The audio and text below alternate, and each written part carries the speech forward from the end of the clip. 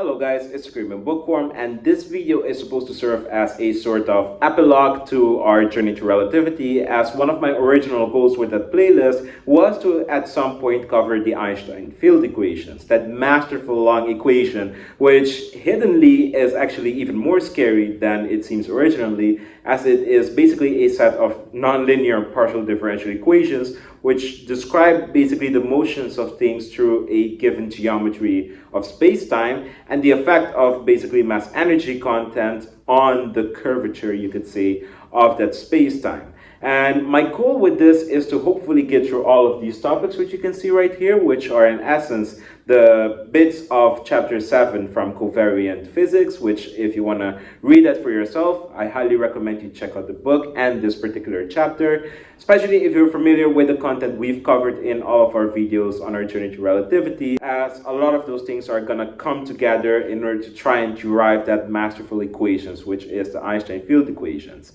So without further ado, let's jump firstly into some conceptual things. One of the things that we need to establish is the connection basically between gravity and curvature. And this can be seen especially with a thought experiment which Einstein himself did, which he coined to be his happiest moment. And happiest, well, considering the scenario of the moment is a bit weird, but basically he was working as a patent attorney, or that's at least how the story goes, and he saw, or he imagined basically one of the maintenance workers on the rooftop of one of the buildings next to his to have fallen. And basically he thought, well, if this person is falling and if the building is sufficiently high, let's say you have a person in free fall, like so, with his hands flailing, and as he's falling down below, this person is going to be accelerating with the gravitational acceleration, which you know to be 9.81 approximately meters per second.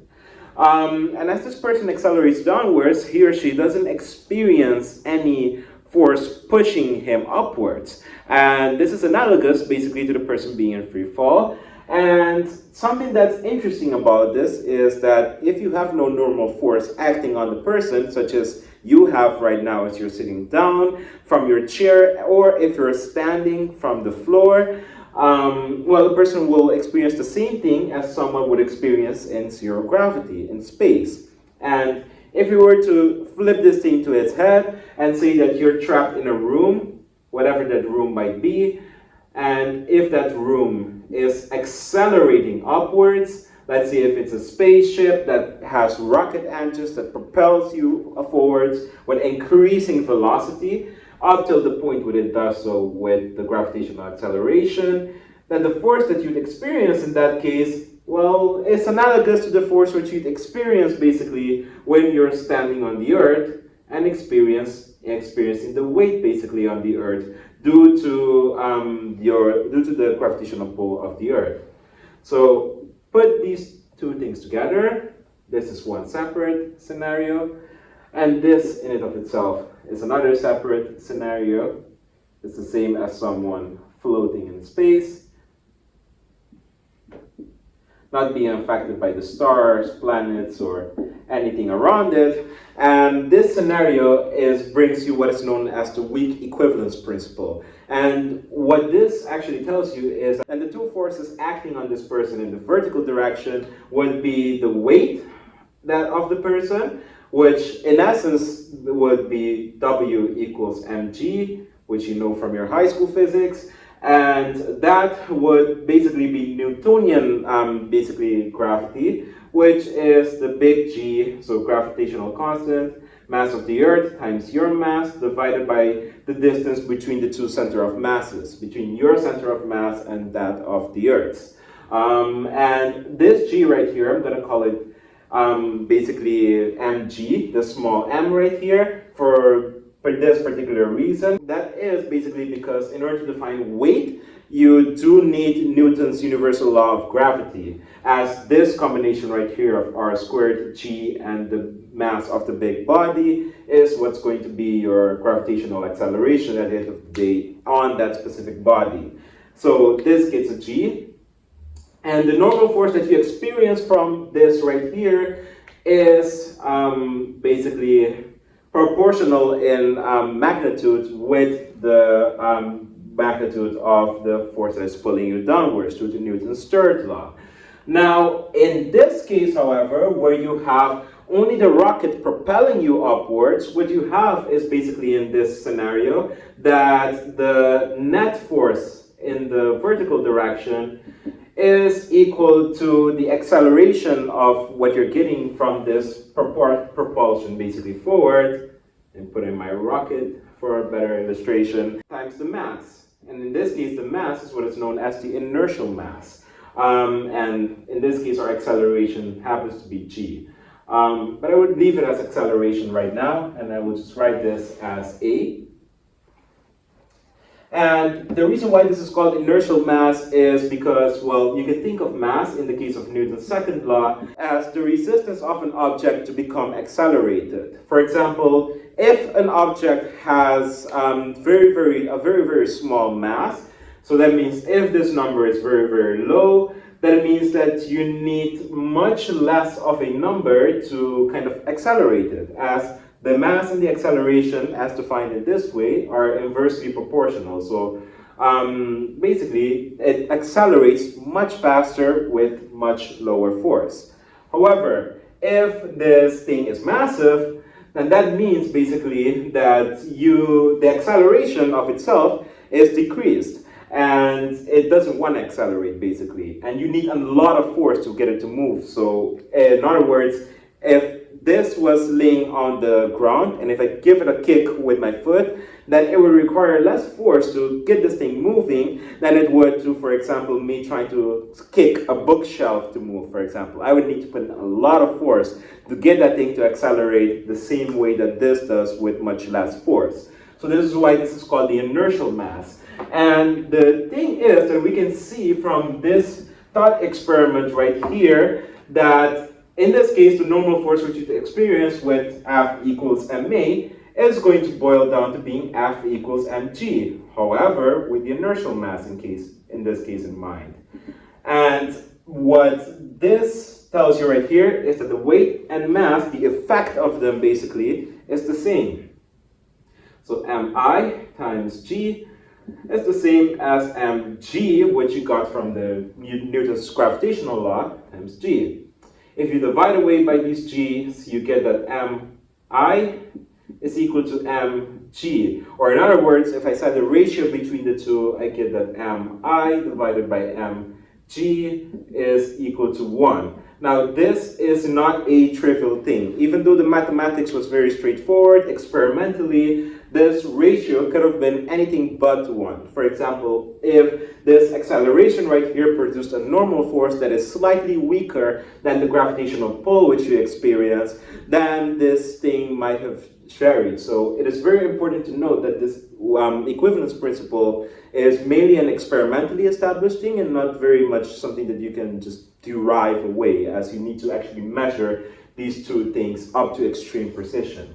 However, this weak equivalence principle led to a lot of very interesting and crucial things for general relativity. The idea was extended to Einstein's theory of special relativity, in which, if you remember our last video on our journey to relativity, it was in essence about frames of reference which move with relative constant velocity next to each other. So if you have the person like drifting in the waters, and you have a boat going by with someone standing in it, basically this reference frame is moving with a relative constant velocity with respect, let's call this the O and O prime, and this is, let's call this person's reference frame O. So in other words, if I draw it right here, and I assume there to be no height difference between the two, O prime is moving with constant relative velocity with respect to O. This is the ballpark of both Galilean and Einsteinian special relativity.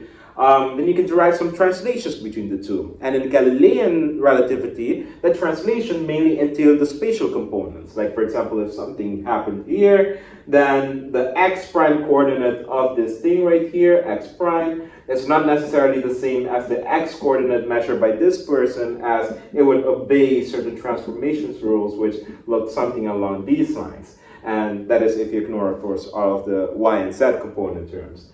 However, in special relativity, there's another thing, which is the time bit right here, and that translates a particular way as well.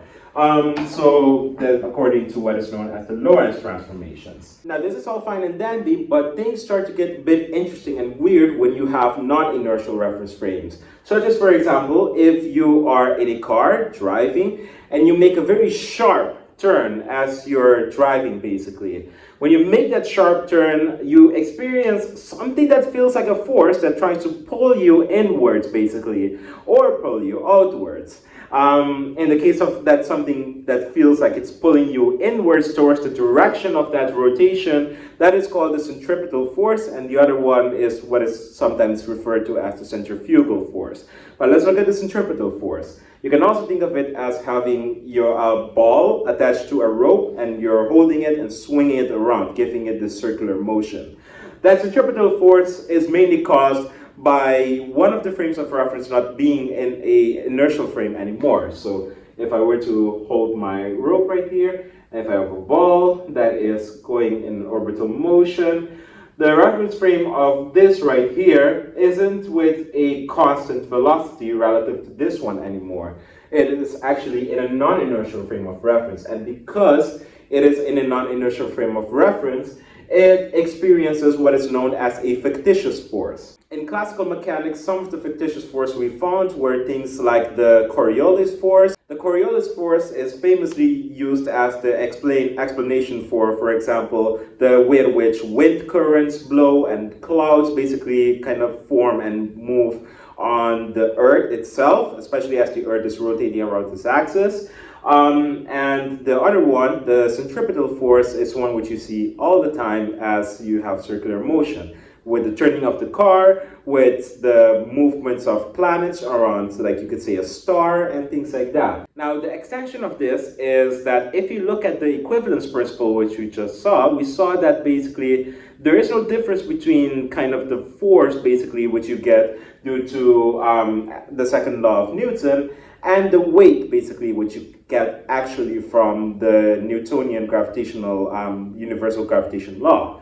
So that connection might seem that basically because you have acceleration, you get basically the force which you perceive to be gravity. And this is a huge leap. This basically implies that gravity is a fictitious force. And this is indeed what Einstein worked with and went on to basically find his theory of general relativity. The next abstraction to this is that in the case of frames of references moving relative to each other, you have what is known as a flat spacetime. A spacetime which, again, because they transform according to the Lorentz transformations, are what is known as being flat. They don't entail curvature. However, if one of these frames of references weren't in an inertial frame anymore, for example, the time dilation equation which we use for special relativity, this wouldn't hold anymore because you have to take extra effects of things like the other contributors to the fictitious forces on this frame of reference.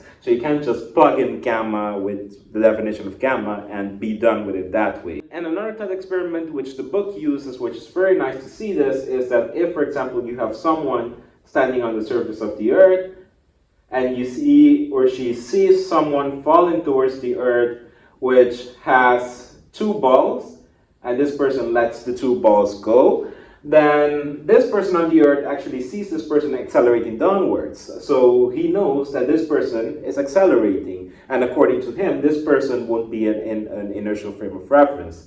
However, this person right here in the elevator, well, all of his laws of physics work, and according to him, especially if this elevator is closed, then he thinks that, well, he's in an inertial frame of reference. So how does he know that he's not in an inertial frame of reference anymore? One way which he can actually know that is if this elevator, this closed elevator, wasn't so small, but it was actually a humongously big elevator. If the person stood in the middle, and if, whoops, the head was just hanging out there in the air, and if he had his two balls again, it's very unrealistic, but if we have this thought experiment, then instead of the balls falling straight forwards, downwards, as he would perceive if the elevator was much shorter, instead of this, what this person will see is the balls going inwards slightly. And what this seems like for the person inside the elevator is that there's this mysterious force pushing the balls slightly inward. And that is actually not so mysterious, especially if this is very small, as the Earth, the gravitational field around the Earth is radial, so all of the gravitational pull of things is going to point towards the center in a very radial-like manner. But for this person, if this elevator is closed, it's going to appear weird. And this goes into the analogy which is often used for curvature, and that is if you have the Earth and you have the equator of the Earth, and if you want to take two parallel lines on this sphere going through the North Pole, like one of the parallel lines can look like this, with 90 degrees with respect to the equator. Another parallel line can look very similar, and this shows you that basically if the grid itself is curved, in this case it's a sphere, then if you had two people, like two people or two ants basically walking on the surface of the sphere, then as they continue to move in parallel lines, starting from this equator, from this level of equal, you could say, latitude, then they essentially start getting closer together. Now, for all they know, there might be an invisible force pulling them together towards, as they go up and up and up towards the North Pole. However, this is purely because of the geometry of the plane on which they're walking on. So this very nicely lets you picture basically what curvature entails. We looked earlier with different things regarding our playlist that you can describe a grid as, for example, in the case of Minkowskian, you could say the Minkowskian line element as the contraction of the Minkowski tensor with these two things right here. Or in other words, the S squared is taken as the dot product of a given thing right here, where dx nu is a 4 vector which contains elements of dt, dx, dy, and dz. And when you translate this from one way to another, you need to translate all of these components as space and time are this interlinked thing now due to the Lorentz transformation known as space-time. Now, if we have this, then we can also abstract this a little bit further by saying that this grid is not only described by this set of thing called line element, but this overall abstraction of a thing known as a manifold. And you can think of a manifold as being somewhat analogous to the idea of vector spaces in linear algebra, which if you have a vector space, then it is basically saying that in a very abstract manner, that it is the collection of vectors, you could say, v1, v2, v3, etc., that can span basically a given vector space. It's a very abstract thing, and certain rules apply in that vector space as well. The same thing goes for manifold, or if it makes it easier, you can picture manifolds also as a type of surface, but rather than a surface, it would be pictured as a grid. So a given grid, a given coordinate system, something along these lines. Now, manifolds come in different shapes, you could say. You can have one thing which is called a one manifold, or M1. So one manifold or one-fold. Manifold is basically a one-dimensional thing, such as, for example, if I have just a line, basically. That's a M1 manifold or a one-fold. It's very similar to when we talked about the ranks of tensors, and you kind of need to get used to rank 1, rank 2, rank 3 tensors. This is just wording. So if I have a circle, well, this thing is the circle itself, that's a two-dimensional thing. So that's an M2 manifold or a two-fold.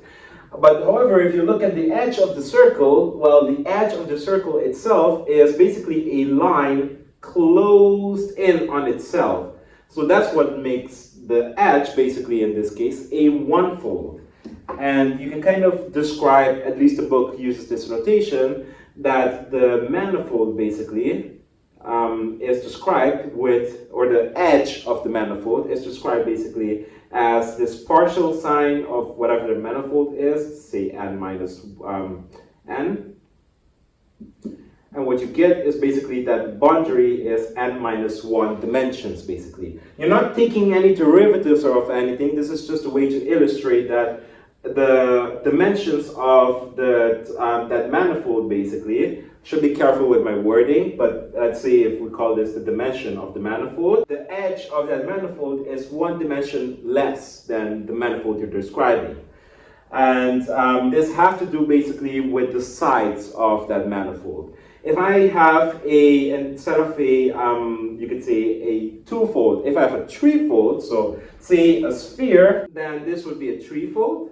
And this, if I apply this right here, it's n minus 1, that means then the dimensions of the edge of the threefold is going to be a twofold, so a two-manifold. The threefold is encapsulated with a 2D surface. Analogously, you can think of the threefold as being encapsulated by a 2D surface. Like if this was like an egg or just a paper mache ball or something, then I can wrap it around and form it like around an apple or something. That's a three-dimensional thing. But if I remove that paper, then that paper itself is gonna be analogous to a two-dimensional thing. A paper in reality is three-dimensional, but for analogy's sake, you get what I mean. It's gonna be a sheet of paper, so it's gonna be a two-dimensional thing, a twofold. There are various types of manifolds. And one particular thing which we need to note about manifolds is that, one, you can have an open or a closed manifold. An open manifold would be something like the one manifold, M1, where it's just this straight line, this open thing. It could also be something like an M2 manifold, which looks like a sheet, but not a sheet that is closed like this, but one that actually extends in all directions infinitely, which is a bit abstract to imagine. But if these go on to infinity and covers the entirety of whatever space-time structure you're describing, then this would also be an open manifold with just two sides, basically. And you can also have more abstractly and related to our case, things like a Minkowskian manifold. A Minkowskian or a Lorentzian manifold would be the manifold of our interest. It would be flat space-time. It would be the manifold, basically, kind of like with vector spaces again, that entails all of the four vectors which we're interested in the case of special relativity. You can also have Riemannian manifolds, which are these higher dimensional manifolds, which can be curved and can contain four vectors which are a bit more tricky and interesting to us. You also have one last thing, and that is tangent spaces. And tangent spaces, similar to if I have a random function and I have a tangent line. Tangent spaces are basically spaces which, if I have a larger manifold, if I'm interested in seeing how a plane, for example, or in this case a manifold, kind of just touches the edge of that higher dimensional manifold, then this would be the tangent plane, or in this case, if it encapsulates all of the vectors, basically, which could be tangent to a particular point, it would be a tangent space. And a very solid way of thinking about this is that in general relativity, you're gonna get things like curved spacetimes, and you're gonna get something known as a Riemannian manifold, more specifically a pseudo-Riemannian manifold. And if you look at it locally, as we said with the elevator example, that if the person looks at his frame of reference in a very narrow elevator, then he will perceive what he thinks to be a flat spacetime. But however, it is only when making his elevator much longer that he will notice the curvature effects. And this tangent space in this case of a bigger pseudo-Riemannian manifold would be the Lorentzian manifold. As if you look at something at a local place, it would seem like, well, there is no curvature, even in a spacetime that is curved. Now, if you assume our manifolds to be smooth and real, so these two things basically means that there are no weird kinks and discontinuities in our manifolds, as well as there are no deals of complex like numbers and things like that in there. You're only dealing with real values as well. Of course, in your calculations, you want to get real values as you're dealing with physics in our case. Then you can do calculus on these things, and there are certain rules which apply. And some of these may seem abstract, but they're in essence building off of the rules which we already know. For example, there's a linearity condition, and that is basically if we take any type of derivative, this isn't like a del operator, it doesn't have to be. If you take any type of derivative, the product of that with the sum of two tensors, this notation right here, this circle with a cross, is what is known as a tensor product. I'm not going to tell you in detail what those entail, but basically you can think of it as any type of product between two tensors. So it could be a scalar product, so a dot product, cross product, or anything along those lines. What holds for this is the sum rule of differentiation. So you get basically this product of this with the first thing that you have right here plus product with the second thing that you have right here. So exactly the product rule is what you get out of this. Sorry, not the product rule, the sum rule, basically, where you take the derivative of each of the things in the bracket. The same thing holds for now, actually, the product rule. So if I have two tensors like this is what I would get right here, basically, for the product rule of basically doing our tensor product. And this is what we're going to be working with. Now, imagine if we have, in general, two types of derivative. You're going to see where this is going, especially if you saw a video of origin into relativity, but let's take this general abstract picture. Imagine if you have two types of derivatives, that nabla and nabla with a bar, another type of derivative.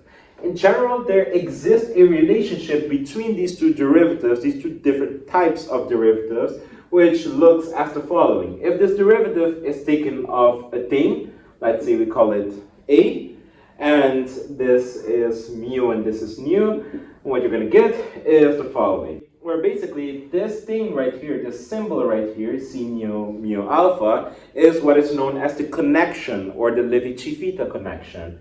In the case that this derivative right here happens to be the regular derivative, what this boils down to is basically the covariant derivative. And this connection symbol is going to be then the Christoffel symbol, which we saw before. And we've actually derived the covariant derivative and see how this thing kind of naturally pops out from it then by doing things with limits and noticing what is the derivative and what not. So that's actually pretty nice. And one other condition, such as the product rule, the sum rule, which we can impose of derivatives when it comes to manifolds, is that basically the derivative which you can take when it comes to manifolds can tell you basically the directional derivative of whatever thing you have if it's with respect to a given scalar field. So let's look at an example of that. A higher dimensional manifold. So we'll call this higher dimensional manifold, this right here, we'll call it m bigger than 1. So it can be m3, m4, m5, how many high of a dimension you want this manifold to be. But embedded in this manifold, we have a lower dimensional thing that is m1.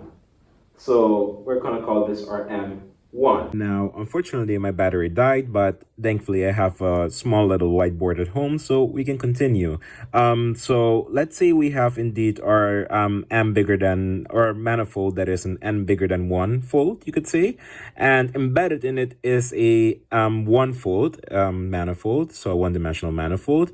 Let's say on top of all of this, in this n manifold that is bigger than 1, we add a vector field as well on top of it. So if we do that, we add a vector field which we will describe as the following: b nu. Now this is just for illustration purposes, but this could have been any other rank of a tensor. But for our specific case, we chose a rank 1 tensor, which is in this case this contravariant vector, because contravariant tensor that we have right here. Now, if we were to find how much this vector field b nu changes in a given, you could say, region according to the nth coordinates which you can have, since this is an n manifold, then what we need to do is we need to take the covariant derivative of this thing. So it would be this del mu right here, the covariant derivative of b nu with respect to mu. A lot of Greek letters, I know. And finally, if we were to find the projection of this change, you could say, onto the m1 manifold, then the last thing that we need to do is we need to contract this quantity right here with an x mu, which are basically the elements of the M1 manifold. And you could say it's the elements which are dependent on some lambda parameter. So if we have that, so basically the idea is that we're taking the covariant derivative of this tensor field right here, of this like being nu, and then we're taking the dot product of that with the with some element components of the M1 manifold. And this in essence is what we're going to define as the directional derivative of B nu, as it basically tells you how the vector field changes according to a particular direction, in this case our M1. Now if one sets the condition that this tensor field doesn't change regardless of the direction basically one moves about, or regardless basically of how one parallel transport this vector. So in a nutshell, if I have a given field and I have a vector, and you require basically that regardless of how you parallel transport it, it remains the same vector basically. If you want to ascertain that condition, what you're gonna have is basically that this directional derivative ought to be equal to 0. So this directional derivative of B nu is supposed to be equal to 0. This is what the book, by the way, sorry for that. This is what the book calls the parallel transport equation, and it's gonna come actually pretty handy right now. So say that now, instead of this artificial m, and you could say n bigger than 1 manifold, we have a manifold of interest, which is, say, a Riemannian manifold. So some type of curved, say, manifold, and in it we have, again, basically you could say an m, whether it be M1, or let's say in the case of a Riemannian manifold it might be something like a Lorentzian manifold, or anything along those lines, basically a smaller embedded manifold. And in it you have two vectors. You have a vector, let's say a vector which we will call B nu, and another vector which we say call C nu. So C lower index nu, and there's an angle between the two.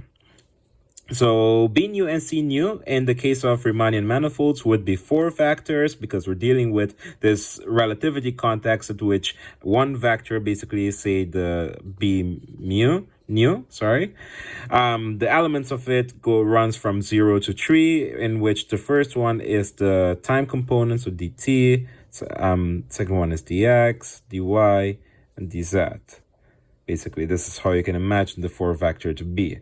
Now, if this is a 4 vector, and if this also is a 4 vector, C nu, then let's say we parallel transport both vectors along this the trajectory of this lower embedded manifold, and we ascertain that the angle between the two doesn't change.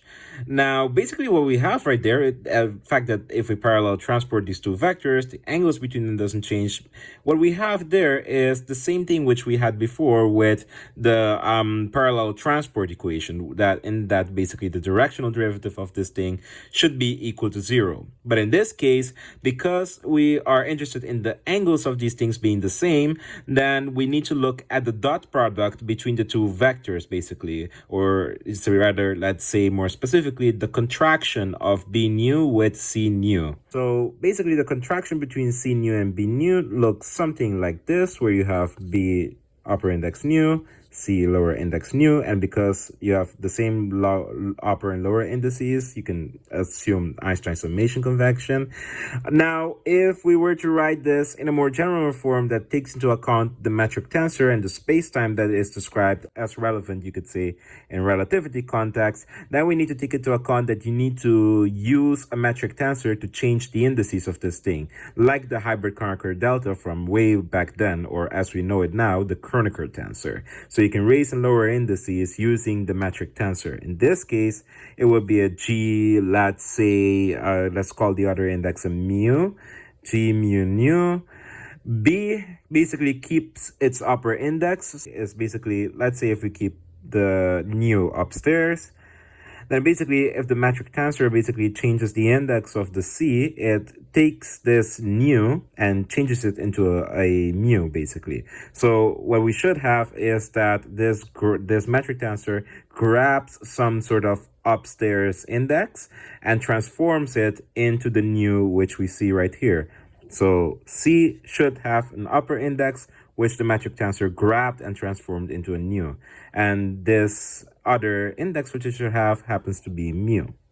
If you remember how to read this with contractions, it's that basically this object right here shows you what the index should turn into once it is lowered, and this shows you which index it grabs basically to lower it. Now, knowing that you can write this like this, if we take the directional derivative of this contraction right here, be nu c nu, that is basically the same as taking the directional derivative of g mu nu c nu, sorry.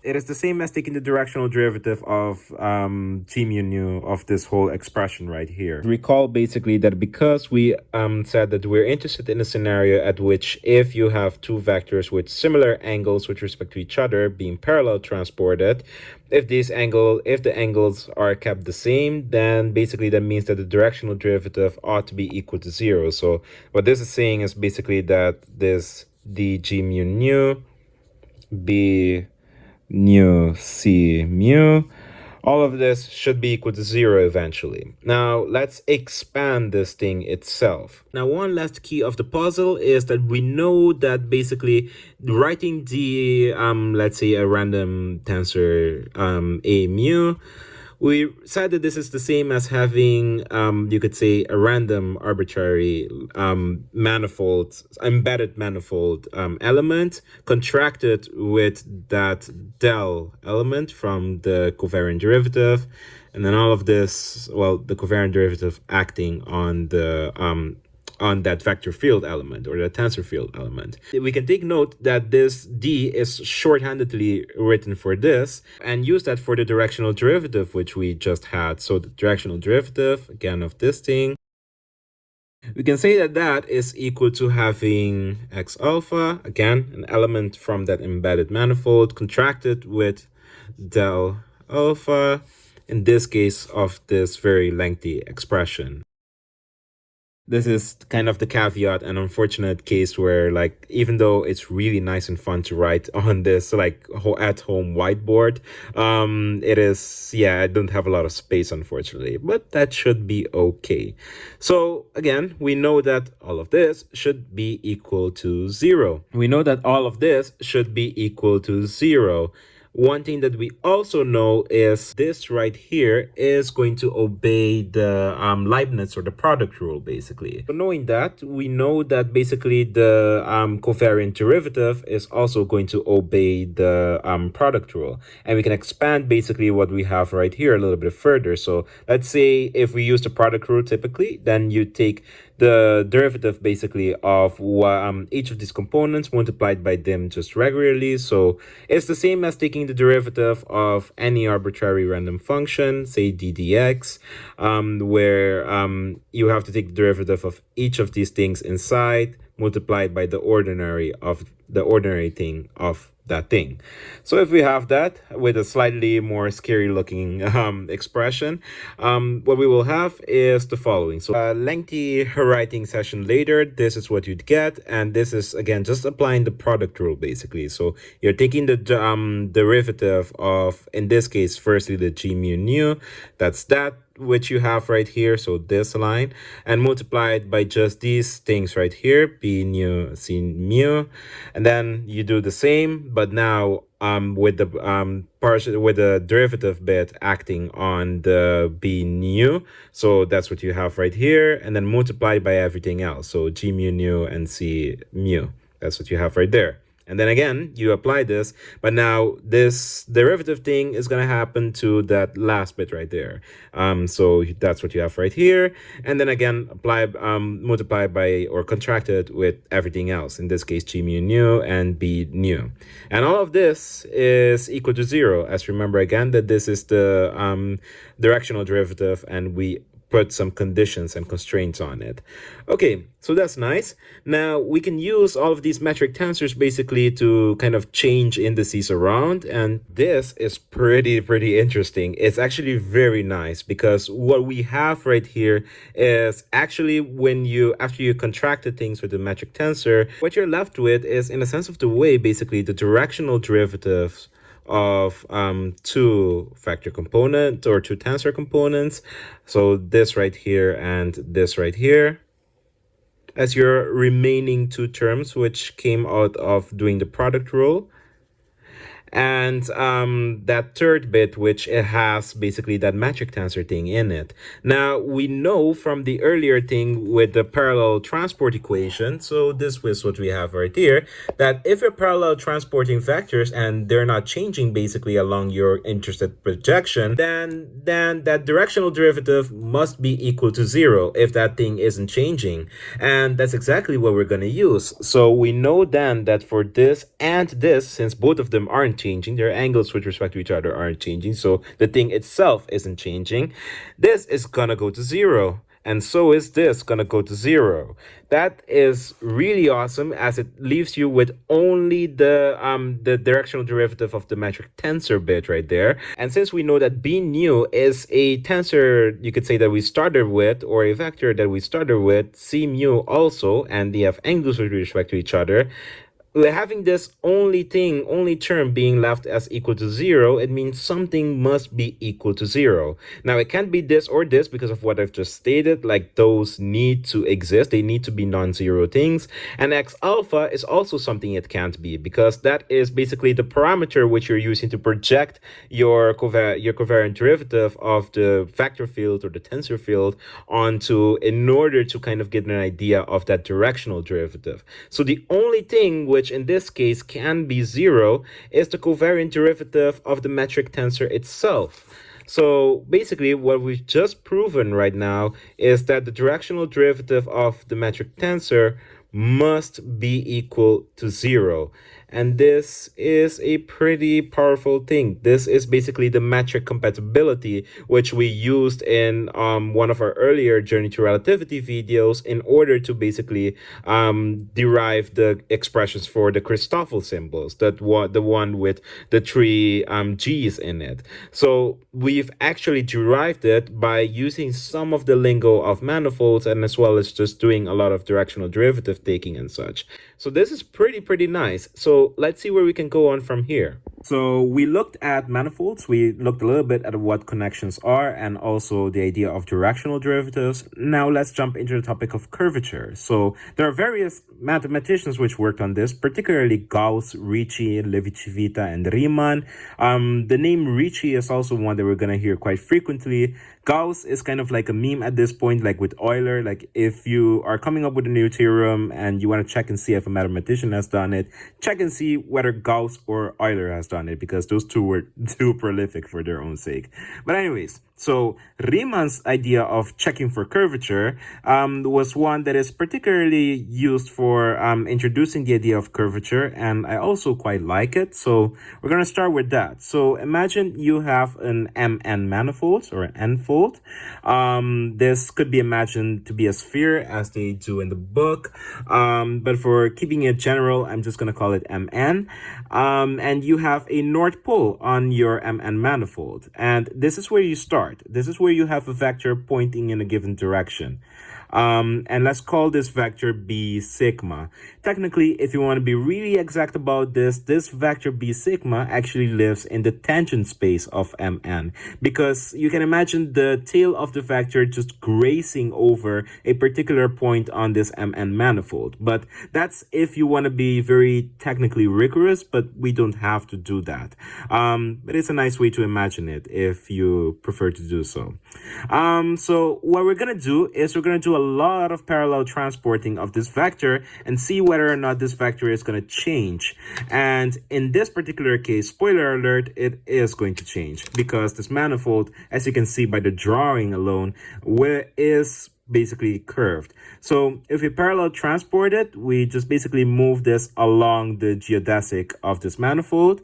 So what we're going to get is a vector b sigma pointing like that, and pointing like that, pointing like that, pointing like that, and eventually pointing something like that. And then you parallel transport along this equatorial like line, something like that, something like that, something like that, eventually something like that. And then you bring it back upwards and see if it ends in this same position. So you bring it up, bring it up, bring it up, and then boom, it ends like this. So you see basically that the vector which you finish with isn't the one that you necessarily start with right here. The fact that there's a difference between your starting vector and the vector which you have at the end of this trajecting this closed loop is what Riemann postulated that would indicate intrinsic curvature in a manifold. Just by going over this closed loop, you can check and see whether or not you have curvature. Now, let's make this a bit more rigorous now. Now, to derive the formula, we need to recall the parallel transport equation which we just saw. So if you have a vector b sigma, that is supposed to be equal to 0. And to elaborate on it, if you have then like something like an x mu and del mu b sigma, this itself should be equal to 0, but let's say we expand on this and write what the covariant derivative actually stands for. It means that we have x mu contracted with del, the ordinary derivative. You could say del mu b sigma, and then with the whole Christoffel symbol term right here of plus sigma mu alpha. This is going to be a little bit tricky to write over b alpha, and with a closing bracket, and all of this should be equal to 0. Now let's you can say contract it with each of these elements inside. What we would then get is basically x mu del mu. All of this is equal to 0 for the directional derivative of b sigma. Now, what this indicates is that if I were to look at just this side of the expression right here, that means that this term right here, where you have x mu contracted with the ordinary derivative bit, that is equal to minus this thing right here. So if I were to write it down, x mu. So that's what we have right here. Or rather, if we change the notation a little bit and use d notation, and if in this case of using the d notation, we look particularly at the axis right here, that parameterized like vector we used for the embedded manifold. If we say that this is an infinitesimal like vector, like a very, very small one, then we can basically add the d's right here, which indicate that it's an infinitesimal, and we'd be perfectly fine, and it will be useful basically for what we're gonna do next. So what we're gonna do next is note that the small change in this b sigma right here, this d b sigma, is going to be equal to, in our case, d x mu del mu b sigma. And that is equal to what we have right here as well. So what this is telling you is that basically the infinitesimal change in this vector right here, that is equal to this right here, and that change is also equal to the negative of this right here. So that is what it's telling you basically, and why we use the d notation now. Now, having a graphical picture of this might perhaps help. And to have that graphical picture, we're going to use this right here, like a square, like closed loop, instead of the circular one, which we had before. So in order to do this, we're going to go from here to here. So we're going to move on the first leg. And we know that basically, as we parallel transport this vector to its position number 2 right here, it's going to be bx plus an additional dx thing right here. Dx. Now, what this means is that in our first vector right here, our original one, we basically just had b sigma that is dependent on x alpha, an x alpha input, you could say. Now, for the second one, what we will have basically is a b sigma with an x alpha plus a small differential x dx alpha in there. And what that's going to give us is this original one. So b sigma x alpha plus a db sigma. Now, earlier we just saw that dB sigma can be written in two ways. It can be written as basically x mu contracted with the ordinary derivative of b sigma, or it can also be written basically as, dx, by the way, differential, small change. It can also be written as minus dx mu contracted basically with the Christoffel symbol term right here of sigma and mu alpha b alpha right here. So this is another way with which we can write it, and we're going to use this one right here for the dB sigma, substitute it in there for reasons which will appear obvious a little bit later. So we're going to do that. I'm going to erase some things so that I can have some space. So we have now this as our second, you can say, parallel transported vector. So if we move that, what we're going to get along this arc right here is a vector that shoots slightly, you can say, upwards, inwards, something like that. So if I were to grab it, if it was shooting something like this, and I parallel transport it, it would appear something now like this, shooting slightly inward, but something like that. So if I were to draw that, something along those lines. Now, what we're going to do next is we're going to parallel transport it again, but now along the second leg. And now basically besides the dx is going to get a dy basically change. And if we're going to do that, the vector is going to look something along those lines. So it's going to shoot even more outwards basically. So if I draw that outwards and upwards in a weird sense. If I draw that, it's going to look something like that, where the b is dependent on not just x plus dx, but also now on a dy.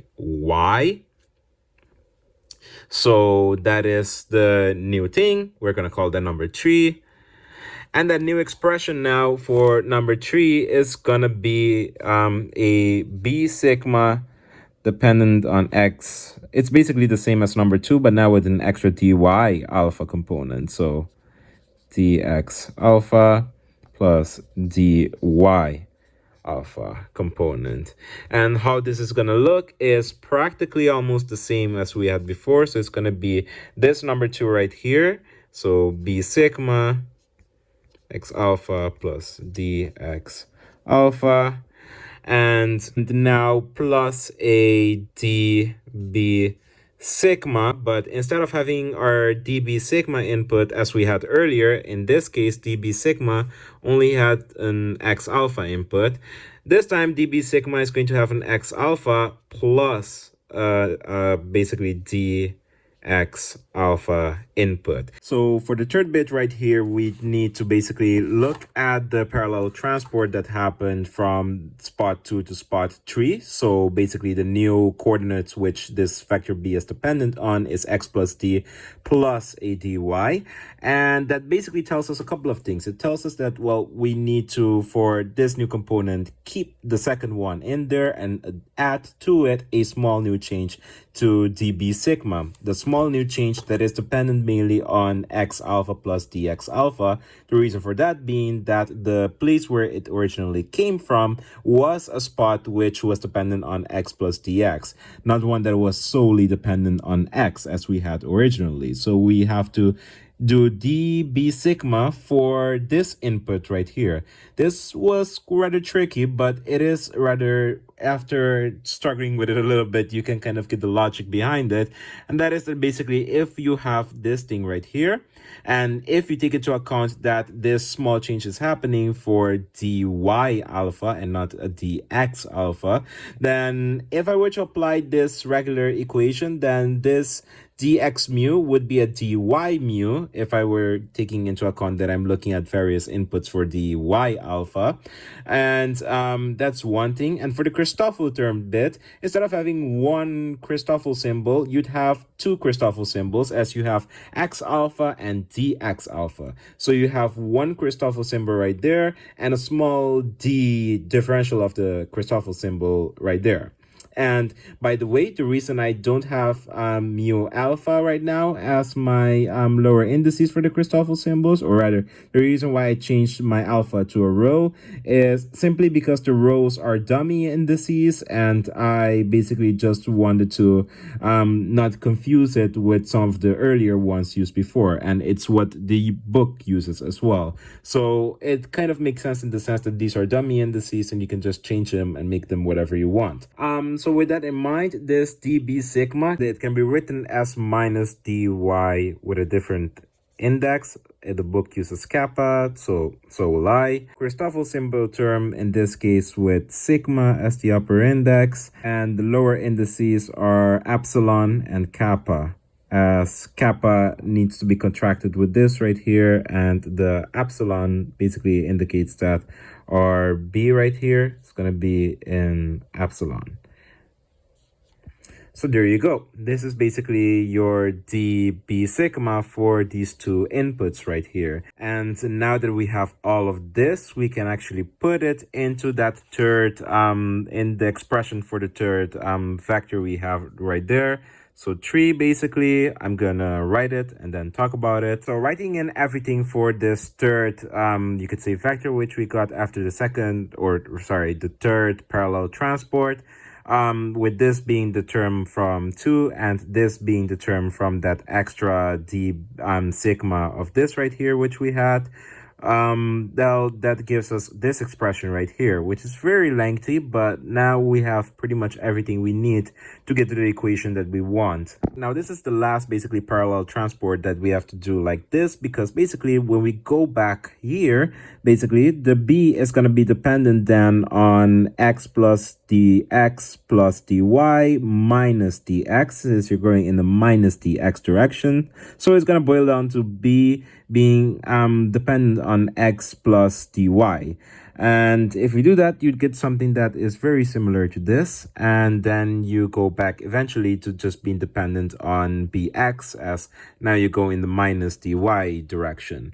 So having this, we can see now that if we're interested in the change basically of this b vector to see whether or not there's curvature, as we stated before, then we need to take the difference basically between this b vector right here, this last, you could say, transport vector right here, with itself basically. But of course the indices might look different because you're gonna kind of change the path, the way at which you go about this path. You go about it in one circular loop and then you go about it in another way, so the dependencies are going to look different. But in essence, you're going to take the difference of this with another b vector, which is also dependent on these three things. And that means in essence that, as I was trying to verbally explain, you're gonna be doing something like this with the indices looking somewhat different. Having tried to do the algebra, I'm simply going to allude to the book itself now and saying that basically if you take the difference between this these two you can say tensors basically, then what you will find is basically that the difference is equivalent to this right here, which again, I've tried. The algebra gets a bit tediously long, but if you do it, then this should come out. And in principle, this right here is what is known as the Riemann curvature tensor. And the Riemann curvature tensor in essence tells you whether or not your space-time is intrinsically curved. So there are two things, especially in general relativity, and that is that your space-time, and let's say your manifold, can have intrinsic curvature. That is that there is indeed true curvature, such as, for example, when you go around the closed loop, or your spacetime can be extrinsically curved, and that is that it is dependent on whether or not you are choosing a particular reference frame, which makes it seem as if it is curved, and while in the meantime it might not be globally curved. So this is in essence what the Riemann curvature tensor tells you, and it looks like this. You have these double Christoffel symbol terms, and as well as some of these partials. And I saw that a lot of other YouTubers derive the Riemann curvature tensor by using something known as its commutativity, and this is something known as Poisson brackets and such, which if you've done especially quantum mechanics you might be familiar with, but because I didn't spend a lot of time on that, I didn't like emphasize that. In essence, this is what you should find, and this is the Riemann curvature tensor, which is what we will be now working with. Now, this Riemann curvature tensor checks for things like intrinsic singularities in a manifold and intrinsic curvature. Now, how do you know whether or not that curvature or that singularity might be extrinsic? As for example, when you shift to a line element that is spherical or to a particular type of line element, you might approach things which might seem to be like they're going to approach a singularity. However, you can check for it by either by brute forcing your way and doing the calculations for the Riemann curvature tensor, but there are faster and more clever ways of doing this. And that is, for example, by looking at the symmetry aspects of this Riemann curvature tensor, as this Riemann curvature tensor contains a lot of double Christoffel symbols, and because it is assumed in the case of manifolds, in the conditions stated before, one of the other things which we can work with in these differentiable manifolds is that basically it is torsion free. So that means basically then that you can swap indices order, and that will be fine, both in the case of especially the Christoffel symbols as well as in some other cases. So due to that symmetry, if one looks at the Riemann curvature tensor, one can notice that there are some elements which repeat in some way. So if this is, for example, sigma, lower indices by mu, sigma, and rho, because some of these things repeat itself, you can self-contract the Riemann curvature tensor into a rank 2 tensor known as the Ricci tensor. And the Ricci tensor is just 2 indices, and it is a bit better to work with. And it also, besides telling you about the intrinsic curvature, it also checks for extrinsic curvature as well. One can directly calculate the Ricci tensor by looking at the self-contraction of the Ricci tensors and changing the indices as required from this equation. For example, if it is the nu that you need to change to a sigma, then you change all of these nus into sigmas, and you can from there on very rigorously calculate your Ricci tensor. Now, the trace of the Ricci tensor can be written basically as the Ricci tensor with an upper index of, say, mu and a lower index of mu as well. And you can kind of think of this as basically being something that you can self-contract and make into a scalar. And the scalar would be the Ricci scalar. And you can think of constructing this trace right here of the Ricci tensor by having your regular Ricci tensor, so say R mu rho, and contracting it with the inverse metric tensor mu rho, where it grabs basically this lower index and turns it into an upper index mu. Now, because of some symmetry properties of the Riemann tensor as well as basically the Ricci tensor, you can show at the end of the day that because of the definition you have for the Riemann curvature tensor, you're gonna get basically these double derivatives. And at the end of the day, one thing which you can get from all of this is that if you are interested in getting a Ricci tensor, let's say R mu nu, that when you take its, you could say its derivative or its covariant derivative, gives you a value of 0, meaning that basically when you have a lot of metric tensor related components right there, those things' derivative should physically be equal to 0 from what we show with the metric compatibility condition. So where you had the metric, the covariant derivative of the metric tensor to be equal to 0. If you have that, then there is particular combination of things which would make this Ricci tensor work, and that is due to something known as the Bianchi identities. And we're not going to explore into too much depth. I'm just going to give you the result of things now. The combination of this which works is the combination where you have R mu nu minus a half G mu nu R. And this combination has a particular name. It is called the Einstein tensor. It is something which was particularly important to Einstein for formulating for his Einstein field equations. This idea of having a combination of, you could say, tensor components, so having, say, for example, the Riemann curvature tensor, as well as the Ricci curvature tensor, as well as the Ricci scalar. This idea is not something that is only applied here, but it can be applied elsewhere as well. Now, the last piece of the puzzle is that Einstein noticed that he needed to create a relationship between the curvature of spacetime and the mass energy content in that given spacetime. Mass energy, because we saw, especially in the context of special relativity, how there is an equivalence between mass and energy, and you need to take all of these things basically into account. So instead of looking, for example, in the case of classical mechanics, at the amount of kilograms or grams in this marker, you could say, over a given volume, you're going to look at something known as the energy density basically of a given system. And in the case of the Einstein field equations, the way this is encapsulated on the right hand side of those equations is through something known as the stress energy tensor, T mu nu, and this encapsulates basically diagonal elements which contains the energy densities as well as the pressure components in, of course, the context of relativistic mechanics.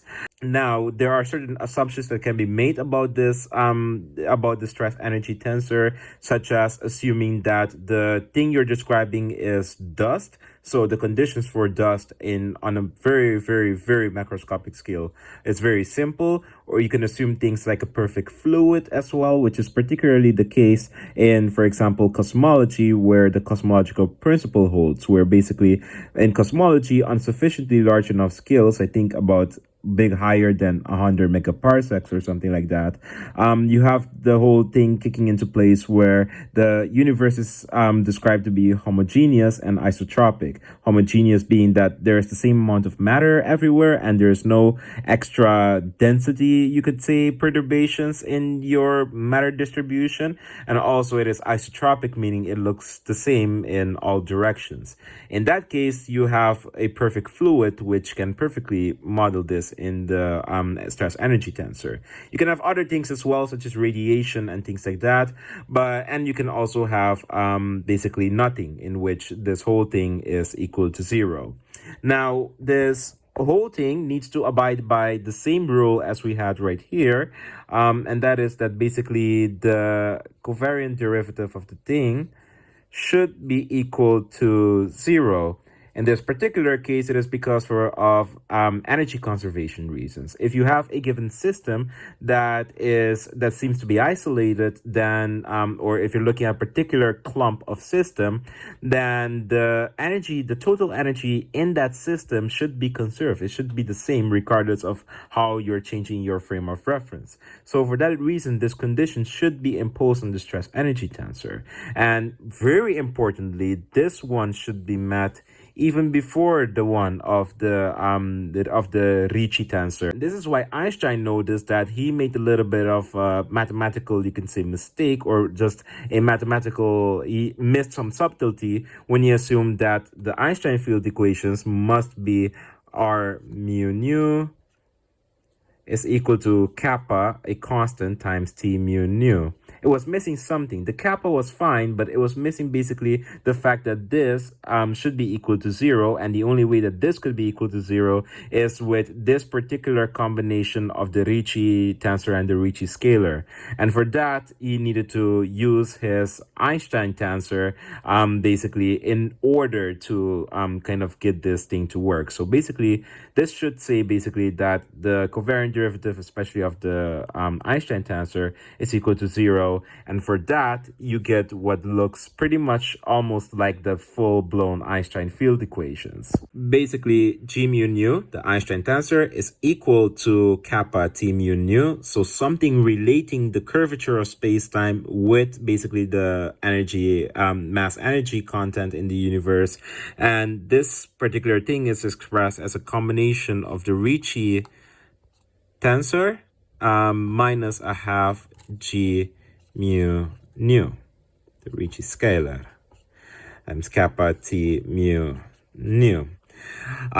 So you can clearly see now with your given know-how of the Ricci tensor and the Ricci scalar, how, and of course the metric tensor itself, how this all embodies basically the geometry of space-time, the metric tensor literally having that geometric aspect into it, and the Ricci scalar and the Ricci tensor telling you about the curvature, which you also need to find through things like the Riemann curvature tensor and its self-contraction, and the Christoffel symbols themselves basically being a lot of partial derivatives of elements of the metric tensor. So it is a lot, especially basically to try and solve this by hand, but our story is not done. One last thing is we need to know what this kappa is. And this kappa, I'm not going to go from scratch and tell you how it's done. I'm going to tell you the thought process behind it so that you can conceptually understand what happened. It was found basically through what is known as the Poisson equation. The Poisson equation can describe basically how particular fields behave, especially, for example, in electrodynamics, where you can have this sink or you could say source type of thing happening with the field, where you can have vector fields radiating outwards or vector fields where the vectors are pointing inwards.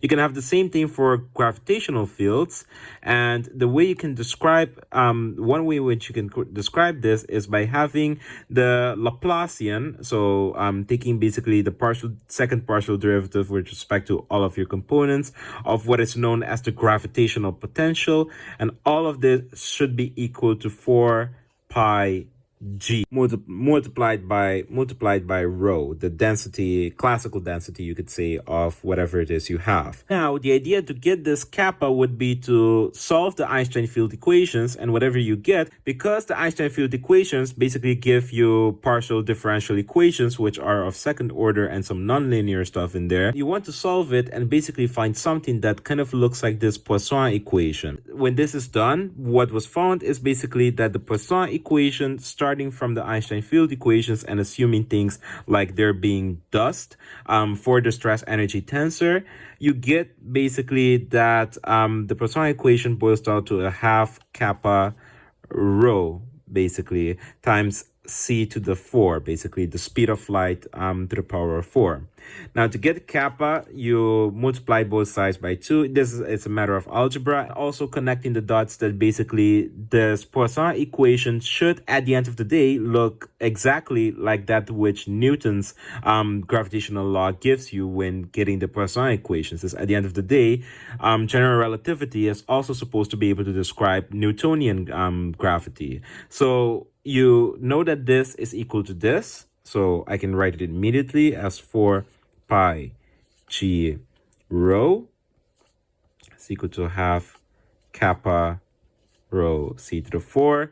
You do a little bit of smuggling by saying that in this case, the energy density is the same thing right here, so you can divide both sides away. Technically, this one is in the more relativistic context, while this one is classical, but we can make that safe assumption, and what we'll get is 4 pi g is equal to kappa c to the 4. And lastly, what we will then do, a half times, what we'll then do is multiply both sides by 2 and divide by c to the 4, giving us kappa is equal to 2 times 4 pi g. Spoiling the answer there. That gives us 8 pi g divided by c to the 4. This is exactly what the Einstein field equation actually looks like if you look at any picture of the Einstein field equations. So what it looks like is on the right hand side you have 8 pi g divided by c to the 4 times t mu nu. This is the infamous Einstein field equations. A beautiful equation, and up to this point at least one of my favorites. And this is even better as you can study not just intrinsic curvature but also extrinsic curvature, which happens to be very convenient because you don't always want to try and write your equations now in one way which only holds when you are interested in intrinsic curvature. You might know the story that Einstein famously also had something known as the cosmological constant in here, and that afterwards he removed it and called it basically his greatest blunder. And this cosmological constant might seem like he just conjured it out of nowhere, but it was actually for a reason which we've kind of seen earlier, and that is that at the end of the day you want that both sides, when you take that particular you could say derivative of both this side and that side, that whatever is put in between here, well, this must be equal to 0, basically saying that on both sides the thing should be divergentless. Now, G mu nu is not the only way you can do this. You can do this as we did with R mu nu being a combination of the Ricci tensor and the Ricci scalar. You can do that right here as well by saying that you can have this right here, this particular combination, G mu nu plus lambda G mu nu, where lambda in this case is the scalar which you obtain by doing the inverse metric tensor contracted with this Einstein or with a particular other tensor. And lambda right here is pretty interesting and important for modern day general relativity research and cosmology. It is what is known as the cosmological constant. If it appears on the left hand side of the Einstein field equation,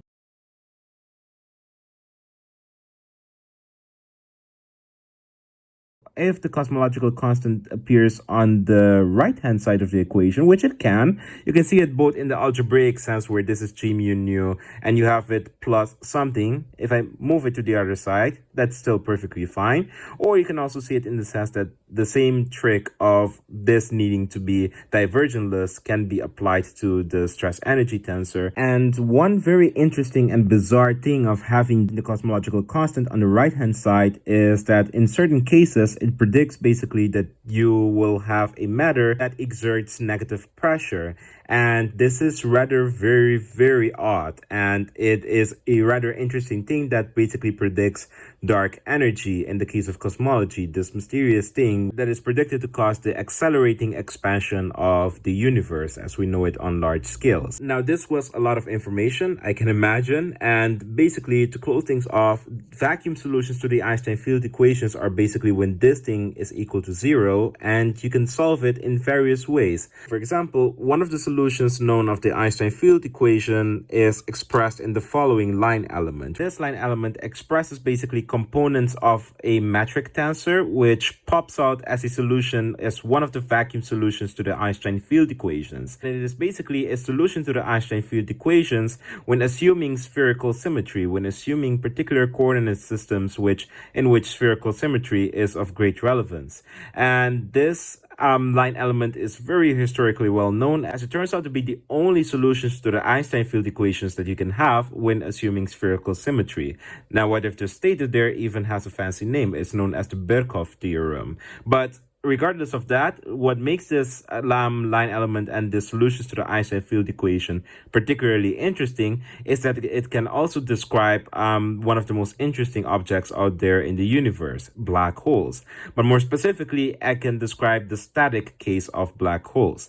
It can also be used to describe any spherical mass energy distribution which isn't rotating and causing any other interestingly weird effects, basically, as when you have a mass distribution rotating that is massive enough to cause this space-time curvature, you're gonna have other effects such as frame dragging, where the space-time around it, instead of falling, you could say, radially inwards, something like this, imagining that sink scenario, it is going to actually spiral a little bit, and you're gonna have this weird effect of frame dragging. So this is all very interesting, how basically solving the Einstein field equations can lead you to describe many things about the geometry of space-time, and how basically having a lot of mass energy content in it can affect basically the curvature of space-time itself. So to conclude my long and epic tale, basically we looked at the lingo of manifolds, and we also looked at how one describes curvature much more rigorously using the tools we've developed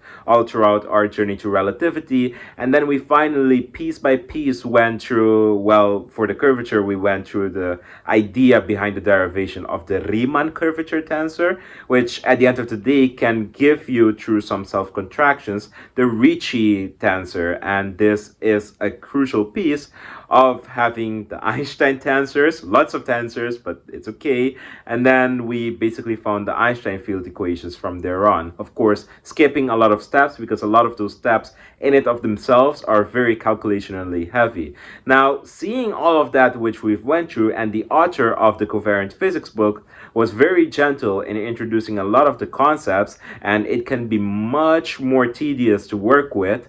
You can imagine that this is a very hard thing to try and solve analytically. This is the reason why it took Einstein himself years to completely go and make his formalism on this Einstein field equations. And even so, he was almost beat by another mathematician, if I'm not mistaken. I think it was Hilbert, who also is known for the Hilbert space in quantum mechanics. And in addition to all of this, we talked briefly about the one of the vacuum solutions of the Einstein field equations, the Schwarzschild one. But there are many more. There is, for example, in cosmology, for example, the Friedmann, Lemaitre, Robertson, Walker solution to the Einstein field equation, which describes basically a universe that is homogeneous, isotropic, and expanding basically with a corresponding scale factor that scales the universe. And you also have gravitational wave solutions, which Einstein knew about, but he didn't actually believe them to exist.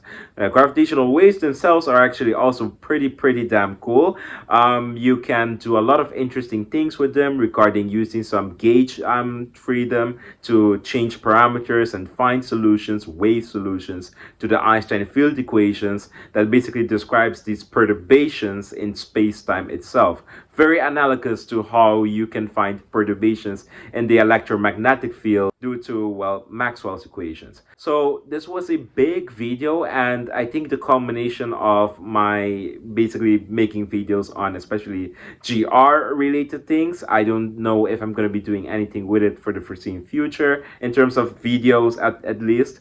But I was very happy to do this, especially now that I have actually even taken a proper course in general relativity.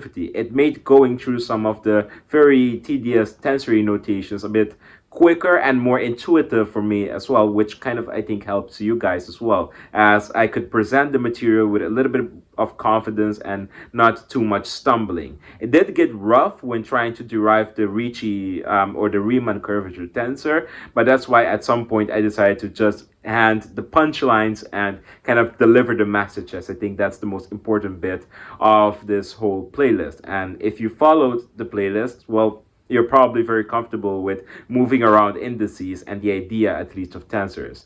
So I hope you guys enjoyed this playlist again, and even though I've made my final video a while back, this would be the grand finale, you could say. I call it the epilogue, but it truthfully is the grand finale, since one of my main aspirations for doing physics is solving, or at least not solving, but understanding the Einstein field equations. I think it's one of those things which, like, for example, I think I saw Andrew Dodson say that one of the big equations he wanted to understand was the Schrödinger equation. Now, the Schrödinger equation is cool, but for me, the Einstein field equation was where it's at, and even more so now that I really like GR. So I hope you guys liked this as much as I did, and I hope to hear your feedback. See you soon for more physics and bookish content, and of course, stay safe, enjoy yourselves, and bye.